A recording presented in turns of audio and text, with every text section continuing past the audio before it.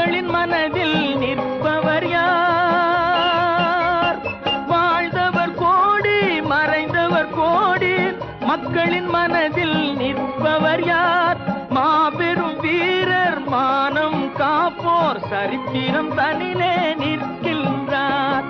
அச்சம் என்பது மடமையடா, அஞ்சாமை திராவிடர் உடமையடா.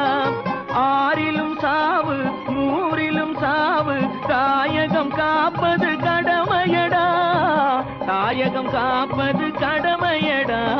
அச்சம் என்பது மடமையடா.